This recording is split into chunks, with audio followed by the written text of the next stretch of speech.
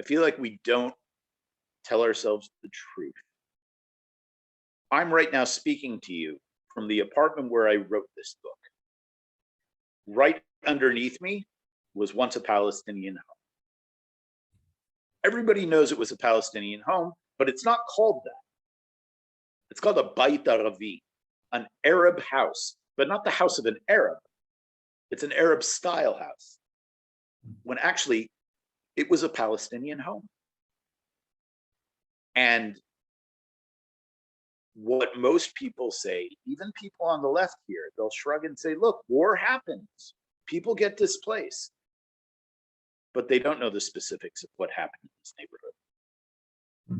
And I think we need to face those things. Doesn't mean that I think that we don't have a right to live in this neighborhood, but I think we should know what happened here and what we did here and what we benefit from here. So it's definitely addressed to Zionists who I want us to be telling ourselves the truth. It's also addressed to people who are not necessarily Jewish, but are trying to understand the complexities of life here and of the history. How did we get here? So people who are interested in the Israeli-Palestinian conflict, and one of the things I say in the book, and this is very autobiographical, most Zionists, when they talk to me and they read my writing, they think I'm an anti-Zionist. Every anti-Zionist I know thinks I'm totally a Zionist. Now they say when you are making everybody uncomfortable, you're doing something right. The problem is that doesn't actually work for selling books to an agent, because you want to attract people, not annoy them. And this book is really written to disturb in some senses. And I want people on both sides of that divide. And again, I think it's more a spectrum, but I want there to be uncomfortable things for everyone. So I think the truth is uncomfortable all around. And there's a place where,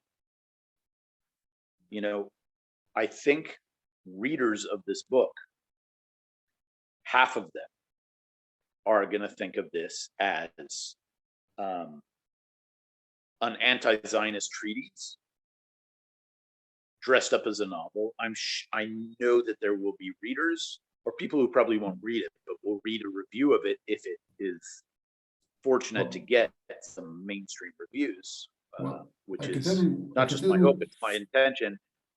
I know that some people will think this is an anti-Zionist polemic dressed up as a novel, which I don't think it is.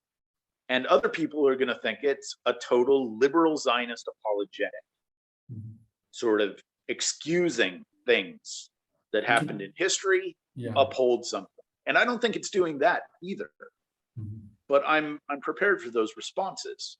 So ultimately, I want this novel to participate in and push forward a certain kind of conversation without me having, I don't have an agenda in the sense that I want everybody who reads the book at the end to believe in this policy.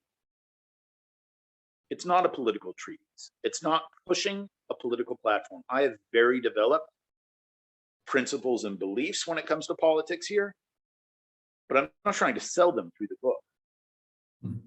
I want the book to be part of pushing a conversation forward into a new place. It sounds very ideal. This is what I felt when I read the first chapter. I didn't feel it was anti-Zionist. I felt